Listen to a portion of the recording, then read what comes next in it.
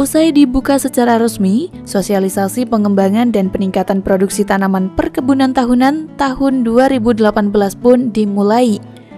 Dalam sosialisasi ini, menghadirkan narasumber dari Balai Besar Perbenihan Proteksi Tanaman Perkebunan, BBPPTP, Provinsi Jawa Timur.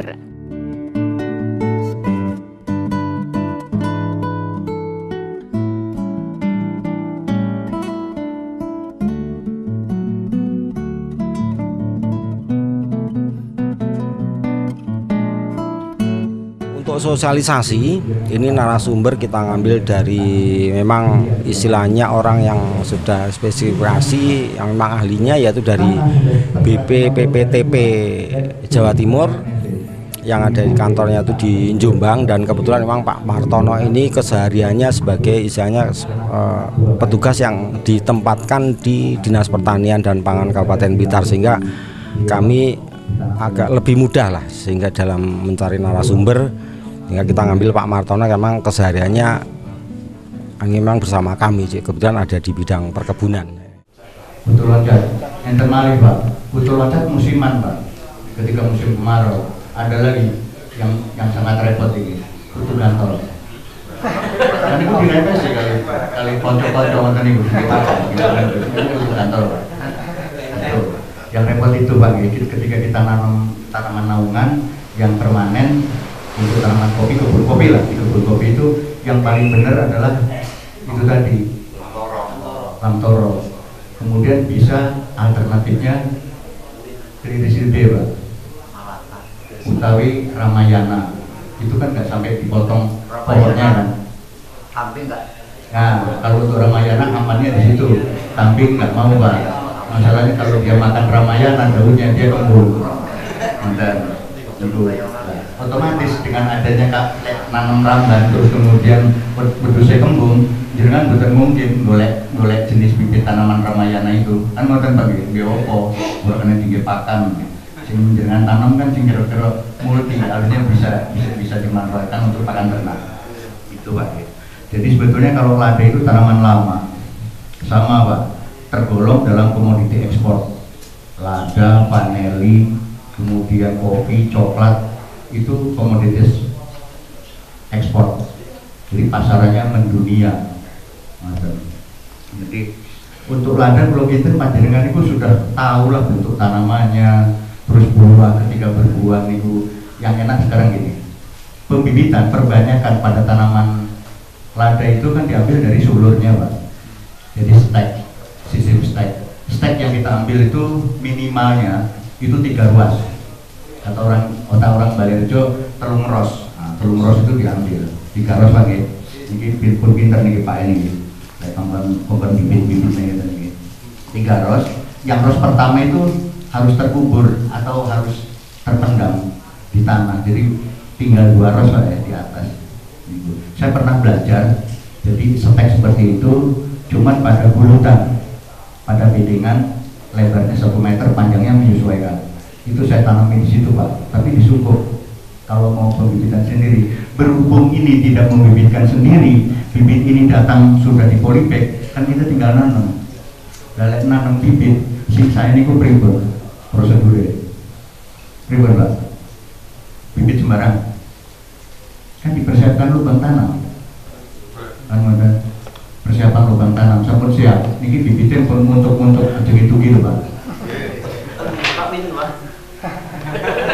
Gimana benar ini? Lubang tanam. Sebetulnya lubang tanam dipersiapkan itu ketika masih musim kemarau sebetulnya. Jadi tanah itu yang galian dari misalkan 40 cm lah, 40 cm lebar panjang 40 cm persegi anu kan itu persegi, dalamnya juga segitu Pak, sekitar 40 cm atau 30 cm lah. Itu tujuannya apa? Tanah itu kan jadi gembur. Ketika jadi bikin lubang, tanah separuh yang atas itu disimpan sebelah kiri, yang bagian bawah separuhnya itu disimpan sebelah kanan.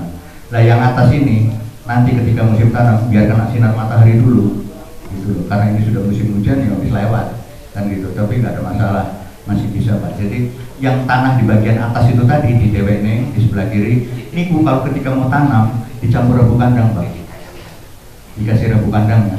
Besok rebu kandangnya yang sudah siap diserap sama tanah. Lek serintil niku dangu Pak, 3 musim masih utuh serintil. Materinya itu tadi tentang komoditi lada, jadi ya. Tanaman lada itu kan sebetulnya tanaman diversifikasi atau tumpang sari dengan tanaman kopi yang ada di Desa Mbalirjo, Kecamatan Ulingi sini. Sebetulnya tanaman kopi itu sudah sejak lama ya. Saya masuk di sini dulu ada SL Sekolah Lapang Pengendalian Hama Terpadu itu tahun 2003. Ini petani-petaninya juga tetap. Kebetulan sekali mungkin dari hasil Mursenbank itu diusulkan sama kelompok taninya, Gapoktannya Pak Soini itu mengusulkan lewat proposal untuk meminta bantuan tanaman lada atau dengan alat produksinya itu tadi, produksinya untuk pengolahan kopi itu tadi. Tapi yang ini satu ini alat-alatnya ini belum terrealisasi ya, baru hanya untuk tanaman tumpang sarinya aja untuk tanaman lada. Jadi saya cuma membawakan ya tentang budidayanya tanaman itu aja, tanaman ladanya tersebut.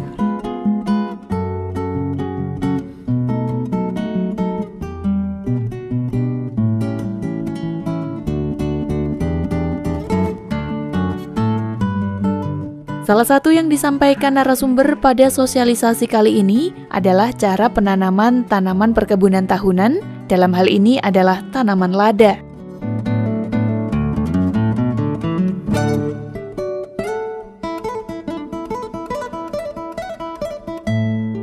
Diusahakanlah dengan menggunakan rebung kandang dari lembu ya nggak apa-apa.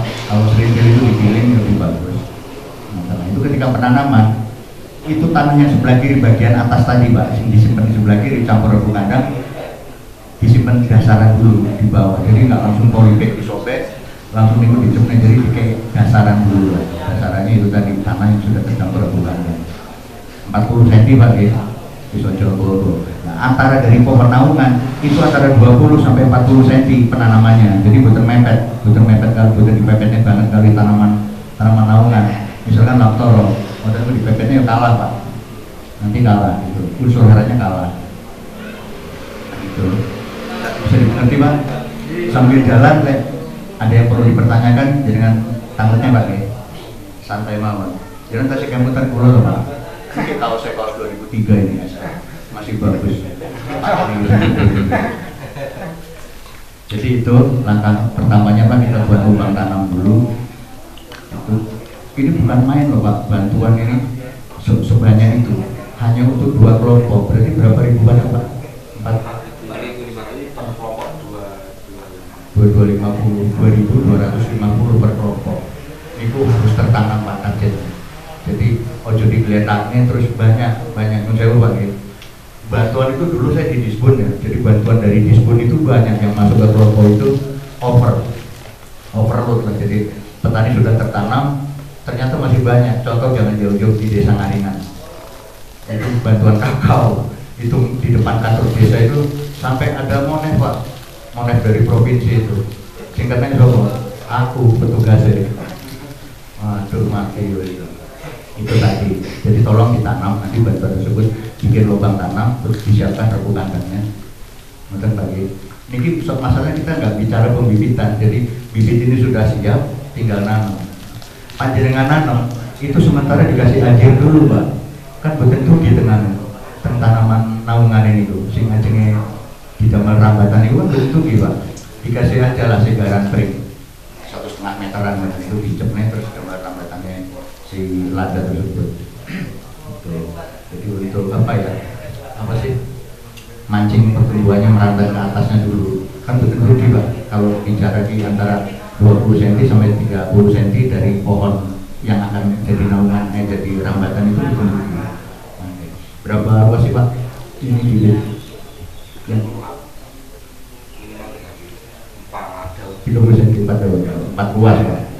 4 luas itu antara segini dari dasar tanah. Itu mesarnya dari pakso mereka, jadi di parang yang mereka kali hadir di bawah, pring disikar-sikar, urosa gede-gede, pring cilik. Kersane dia merambat ke arah situ.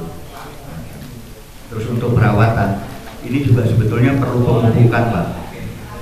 Pemupukan tapi nanti aja, kalau di awalnya tanam kita sudah menggunakan rebung kandang, itu betul usah dirabu buatan atau di mes.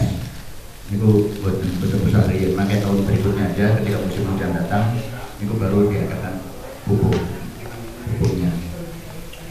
Jadi untuk tanaman lada itu tidak berpengaruh ditanam pada tanah liat atau tanah pasir.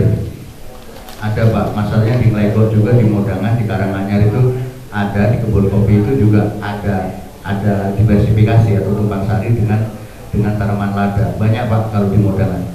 Itu diversifikasinya sama gadung, terus sama apa jenenge iki? Waluh, labu siamnya di sini apa namanya? Gondes. Banyak sekali yang diversifikasi dengan itu. Jadi merambatnya di situ, merambatnya di perorangan tersebut, gitu Pak. Ada yang perlu ditanyakan Pak? Monggo. Kemudian kalau nggak ada kita lanjut Pak ya. Untuk tanaman lada itu belajar produksi atau belajar berbunga berbuah itu setelah 1 tahun kita tanam. Jadi tahun berikutnya Pak, itu baru kelihatan nanti ada belajar bunga. Jadi belum produksi ya, belum produksi Pak, baru belajar produksi, artinya belajar berbunga kemudian berbuah. Itu kira-kira diperkirakan 1 tahun. Jadi umur kedua tahun, di 2 tahun kita tanam itu baru dia produksi, dia membelah kalau namanya gitu. Nah, itu juga masih ada topping Pak atau rempesan. Jadi kita pakai ketinggian jangan sampai lebih dari 2,5 meter lah, masalahnya numbuhnya nanti kesulitan Pak. Kita panen kalau di atas 2,5 meter sampai 3 meter sampai ke atas, dijane ngikutin coba lanjarannya kan bener Pak, kadang-kadang melo sengon, melo nopo tanaman tete ada gitu. Terus bablas malah niku 2,5 meter langsung ditoping Pak, dirempes, dipotong. Nanti nggih, kalau panjenengan ibu bertahankan sulurnya yang habis dipangkas itu, monggo pembibitan lagi itu bisa Pak, di alat sederhana aja lah, gelas aqua itu, gelas ini dibaringin tanah, terus dibolongi, terus dinyepne, terus ada. Nanti Pak, jadi berbuah produksi itu sekitar umur 2 tahun. Nah, terus masuk panjenengan dereng nanti tuh Pak, sumber tanaman lada ini merico Pak. Sampun dong gitu, ini sudah lah. Nah, terus kebun panjenengan nanti nanam. Ya itu memang idealnya untuk kebun kopi yang ada itu kalau nggak dengan vanili gitu ya, dengan cabai jamu itu idealnya memang termasuk dengan lada. Lada itu juga salah satu termasuk komoditi ekspor loh. Lada, merica itu komoditinya ekspor. Jadi dunia juga membutuhkan. Wilayah Balerejo itu kan yang bertani lada itu sudah ada sejak dulu, tapi memang sekarang itu berkendala masalah bibit. Terus makanya dari itu termasuk dari kelompok kami itu mengusulkan untuk bibit lada supaya nanti dari anggota kelompok kami itu semua bisa bercocok tanam lada tersebut. Masalah tanggapan petani sangat positif sekali Mas. Ini memang yang diharapkan petani semacam ini, dan apalagi sekarang marak-maraknya termasuk pemerintah memang memprioritaskan kepada petani supaya petani itu mendapat prioritas lah.